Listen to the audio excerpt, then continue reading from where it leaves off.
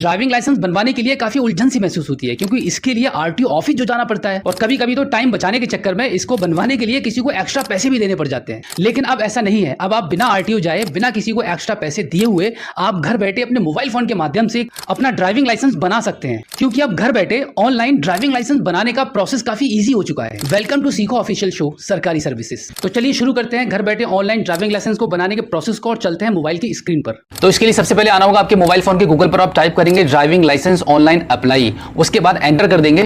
Enter करने के बाद परिवहन.gov.in की वेबसाइट का पहला लिंक आपको दिखाई देगा। इसी लिंक पर आपको क्लिक कर देना होगा, जहां पे सबसे पहला वाला जो ऑप्शन आप देखेंगे ड्राइवर्स/लर्नर्स लाइसेंस, इस पर आपको जो मोर वाला ऑप्शन यहां पे दिखाई दे रहा है, इस पर आप क्लिक कर दीजिए। क्लिक करने के बाद स्क्रीन को थोड़ा सा ऊपर के साइड में स्क्रॉल करेंगे और यहां पे आप देख रहे हैं कि सेलेक्ट स्टेट नेम, यहां पे क्लिक करेंगे और यहां पे आपका जो भी स्टेट है, जिस भी स्टेट से आप बिलोंग करते हैं, उस स्टेट का नाम यहां से आप चूज कर लेंगे।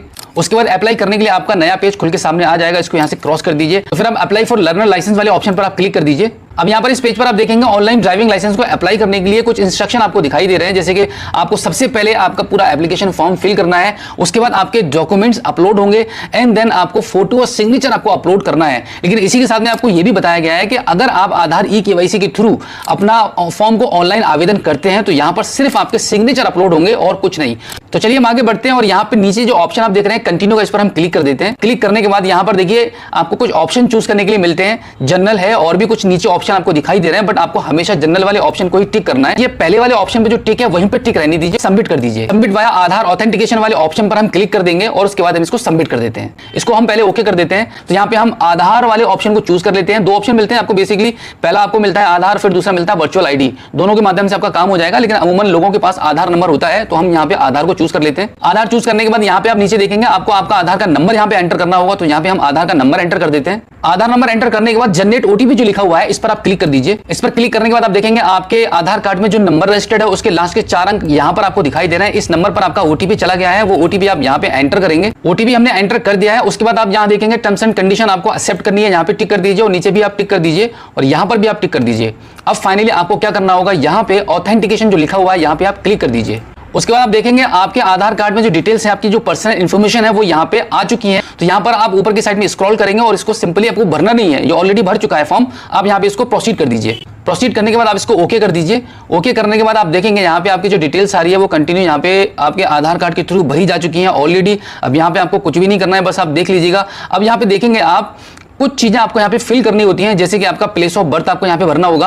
प्लेस ऑफ बर्थ फिल करने के बाद अब यहाँ पे कंट्री ऑलरेडी सेलेक्ट है। अब यहाँ पर क्वालिफिकेशन आपको आपके सेलेक्ट करनी पड़ेगी कि जो भी क्वालिफिकेशन है आपकी, वो यहाँ पे आप अपनी क्वालिफिकेशन को सिलेक्ट कर लीजिए। क्वालिफिकेशन सिलेक्ट होने के बाद आप यहाँ देखेंगे ब्लड ग्रुप यहाँ पे लिखा हुआ है। अगर आपको आपके ब्लड ग्रुप के बारे में पता है तो यहाँ पे आप इसको क्लिक करके आप अपना यहाँ पे ब्लड ग्रुप के बारे में मेंशन कर सकते हैं, अदरवाइज आप यहाँ पे अननोन छोड़ सकते हैं। उसके बाद यहाँ पे आप देखेंगे आपके आधार कार्ड में जो मोबाइल नंबर रजिस्टर्ड है वो नंबर यहाँ पे आपको फिल करना होगा। मोबाइल नंबर फिल करने के बाद यहाँ पे आप चाहें तो एक कोई अपना अल्टरनेटिव मोबाइल नंबर भी दे सकते हैं। इसी के साथ में यहाँ पे आइडेंटिफिकेशन मार्क भी आपको लिखना होता है, जैसे कि बॉडी में आपके कोई भी निशान है जिससे कि आपकी पहचान हो सकती हो, वो यहाँ पे आप चाहें तो फिल कर सकते हैं, अदरवाइज आप इसको खाली छोड़ दीजिए। उसके बाद आपका जो स्टेट है, आपका डिस्ट्रिक्ट है, वो यहाँ पे ऑलरेडी आपके आधार कार्ड के डेटा के हिसाब से भरा हुआ होगा, बट यहाँ पे अब आपको आपकी तहसील चूज करनी है। हम तहसील यहाँ पे चूज कर लेते हैं। अब यहाँ पे हम देखेंगे नीचे की साइड में आपको आपका गांव या टाउन जो भी है आपका, आपकी तहसील के अकॉर्डिंग यहाँ पे आपको चूज करना होगा। गांव सेलेक्ट करने के बाद आप देखेंगे यहाँ पे आपका जो कंप्लीट एड्रेस है वो ऑलरेडी भरा हुआ है पिन कोड के साथ में। अब यहाँ पर इसको आप थोड़ा सा ऊपर की साइड में स्क्रॉल करेंगे, उसके बाद आप देखेंगे यहाँ पे आपको आपका व्हीकल चूज करना पड़ेगा कि आप जो लाइसेंस बनवाना चाह रहे हैं, किस प्रकार का लाइसेंस बनवाना चाह रहे हैं, किस प्रकार का वाहन आप चलाएंगे। तो यहाँ पे motorcycle with gear non transport लिखा हुआ है, इसको आपको सेलेक्ट करना है। और इसी के साथ में अगर आपको 4 व्हीलर भी ड्राइव करनी है आपके ड्राइविंग लाइसेंस के थ्रू, तो फिर आपको लाइट मोटर व्हीकल यानी कि LMV पे भी चूज करना है और उसके बाद यहाँ पे आपको ओके कर देना है। ओके करने के बाद फिर से उसको ऊपर के साइड में थोड़ा सा स्क्रॉल करेंगे और यहाँ पे 0 सिलेक्टेड लिखा हुआ यहाँ पे क्लिक करेंगे और इन दोनों को यहाँ से आप सेलेक्ट करके इसको यहाँ से ओके कर देंगे। उसके बाद आप नीचे की साइड में आप देखेंगे डिक्लेरेशन के नीचे यहाँ पे ब्लू कलर में सेल्फ डिक्लेरेशन फॉर्म 1 लिखा हुआ है, तो इस पर आपको क्लिक करना होगा। इस पर क्लिक करने के बाद इस पेज पर आपसे कुछ सवाल इसके पूछे जा रहे हैं जिनका आंसर आपको यस और नो में देना है। तो हमने इन सभी इंस्ट्रक्शन को पढ़ के सही से इनका आंसर दे दिया है। उसके बाद यहाँ पे आई हियर बाई डिक्लेयर पर आप क्लिक करेंगे और फिर फाइनली अब हम इसको सबमिट कर देते हैं। सबमिट करने के बाद दोबारा से आपसे कंफर्मेशन मांगी जाएगी, इसको आप ओके कर दीजिए।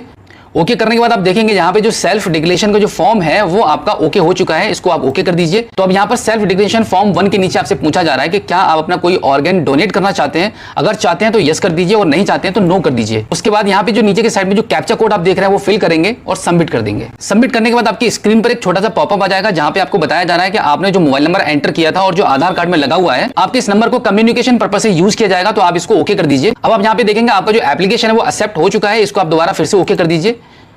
ओके करने के बाद दोबारा से कंफर्मेशन मांगी जाएगी कि are you sure to submit the details, फिर से ओके कर दीजिए।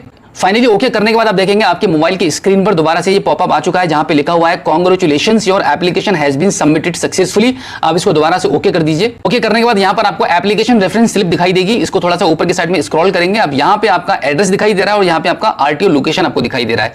अब आप इसको नेक्स्ट कर दीजिए। नेक्स्ट करने के बाद आप देखेंगे यहाँ पे आपका एप्लीकेशन नंबर आ रहा है और आपकी डेट ऑफ बर्थ आ रही है। उसके नीचे आप देखेंगे यहाँ पे आपका कैप्चा कोड आपको दिखाई देगा, कैप्चा कोड यहाँ पे फिल करेंगे और उसके बाद सबमिट कर देंगे। अब यहाँ पर आप देखेंगे आपके इस एप्लीकेशन को कंप्लीट करने के कुछ स्टेप अभी बाकी रह गए हैं। यहाँ पर आपका फोटो और सिग्नेचर आपका अपलोड होना है। तो फोटो और सिग्नेचर को अपलोड करने के लिए आप यहाँ पे क्या करेंगे, प्रोसीड कर देंगे। आप थोड़ा सा ऊपर की साइड में स्क्रॉल कर लेंगे तो देखेंगे यहाँ पे आपका जो फोटो वाला सेक्शन है वो ब्लॉक है, यानी कि फोटो अपलोड आपको नहीं करने देगा क्योंकि जरूरत ही नहीं है, आधार कार्ड वाला फोटो आपका आ चुका है। अब यहाँ पे आपको सिर्फ सिग्नेचर ही अपलोड करना है, तो यहाँ पे आप ब्राउज वाले ऑप्शन पर क्लिक करेंगे। उसके बाद यहां से हम अपना सिग्नेचर चूज कर लेते हैं। सिग्नेचर चूज करने के बाद अपलोड एंड व्यूज फाइल पर हम क्लिक करेंगे। अब यहां पर हम save photo and signature image file पर हम क्लिक कर देंगे। थोड़ा सा ऊपर की साइड पे स्क्रॉल करेंगे। अब यहाँ पे हम फाइनली इसको नेक्स्ट कर देते हैं। अब यहाँ पे आप देखेंगे आपका सिर्फ एक ही ऑप्शन बाकी है, आपको सिर्फ पेमेंट करनी है। तो पेमेंट के लिए आप यहाँ पे इसको प्रोसीड कर दीजिए। अब यहाँ पर आपकी पेमेंट डिडक्ट होने वाली है, तो आप पेमेंट के पेज पर आ चुके हैं। इसको आप थोड़ा सा ऊपर की साइड में स्क्रॉल कर दीजिए। अब यहाँ पे आप स्क्रीन पर देखेंगे यहाँ पे आपकी 350 रुपए की पेमेंट आपकी डिडक्ट होने वाली है। अब इसके नीचे आप देखेंगे यहाँ पे आपको पेमेंट गेटवे के ऑप्शन को चूज करना होगा। यहाँ पे आप क्लिक कर दीजिए। क्लिक करने के बाद आप देखेंगे स्टेट बैंक ऑफ इंडिया का नाम यहाँ पे लिखा हुआ आ जाएगा, इसको आप चूज कर लीजिए। इसको चूज करने के बाद ये जो कैप्चा कोड आप यहाँ पे देख रहे हैं वो यहाँ पे आपको नीचे फिल करना होगा। तो यहाँ पे आप इसको डायरेक्टली पे नाउ पर आप क्लिक कर दीजिए। पे नाउ पर क्लिक करने के बाद आप देखेंगे यहाँ पे आपको आई एग्री वाला ऑप्शन मिलेगा, इस पे आप टिक करेंगे। उसके बाद आप प्रोसीड कर दीजिए। प्रोसीड करने के बाद स्टेट बैंक ऑफ इंडिया का पेमेंट गेटवे का पेज ओपन हो जाएगा। यहाँ पर आपके पास मल्टीपल ऑप्शंस मिलते हैं पेमेंट करने के लिए। आप नेट बैंकिंग के थ्रू पेमेंट करना चाह रहे हैं या फिर कोई किसी अदर बैंक की आपके पास नेट बैंकिंग है उसके थ्रू आप पेमेंट करेंगे, या फिर आप डेबिट कार्ड के थ्रू कर रहे हैं या फिर आप अदर बैंक के डेबिट कार्ड के थ्रू कर पाएंगे। यहाँ पे स्टेट बैंक ऑफ इंडिया के पेमेंट गेटवे को देखकर आप ये नहीं समझना कि यहाँ पर आपको सिर्फ स्टेट बैंक ऑफ इंडिया की सर्विस ही काम करेगी। अदर बैंक की फैसिलिटी अगर आपके पास है जैसे net banking, credit card, debit card, तब भी आप पेमेंट कर पाएंगे। ज्यादातर लोगों के पास डेबिट कार्ड होता है यानी कि एटीएम कार्ड अवेलेबल रहता है, तो यहाँ पर हम अदर बैंक के एटीएम कार्ड को चूज करके यहाँ पे हम पेमेंट करने वाले हैं। तो यहाँ पे हम क्लिक कर देते हैं। उसके बाद आप देखेंगे आपका यहाँ पे 350 रुपए का पेमेंट का रिमाइंडर आ रहा है जो कि आपका डिडक्ट होने वाला है, इसको आप कंफर्म कर दीजिए। अब यहाँ पर इस पेज पर आप देखेंगे आपको पेमेंट करने के लिए आपके जो एटीएम कार्ड है आपके पास उसकी डिटेल्स यहाँ पे फिल करनी है और उसके बाद पे कर देना है। अब यहाँ पे आप देखेंगे आपकी जो पेमेंट है वो सक्सेसफुली डन हो चुकी है, आपके अकाउंट से 350 रुपए डिडक्ट हो चुके हैं। अब यहाँ पे आप देखेंगे आपकी जो पेमेंट है वो सक्सेसफुली डन हो चुकी है और यहाँ पर आप इस पेमेंट की स्लिप को आप सेव कर लीजिए। उसके बाद दोबारा से आप होम पेज पर आ जाएंगे। आपकी पेमेंट सक्सेसफुली डन हो चुकी है। अब आपका लास्ट फाइनल काम रह गया है आपका टेस्ट क्वालिफाई करने का। टेस्ट के लिए आप कैसे अप्लाई करेंगे उसके लिए आप देख लीजिए एक बार इसका प्रोसेस, बहुत ही आसान सा प्रोसेस है।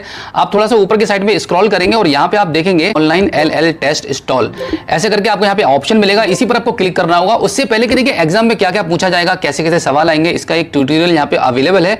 उसके लिए आप यहाँ पे देख सकते हैं ट्यूटोरियल फॉर LL टेस्ट पर क्लिक करेंगे तो यहाँ पे आपको सारी जानकारी मिल जाएगी कि कैसे कैसे सवाल आपके आ सकते हैं। अभी हम आपको एक थोड़ा सा प्रोसेस करके दिखा देते हैं कि कैसे आप इसको अप्लाई करेंगे ऑनलाइन टेस्ट देने के लिए।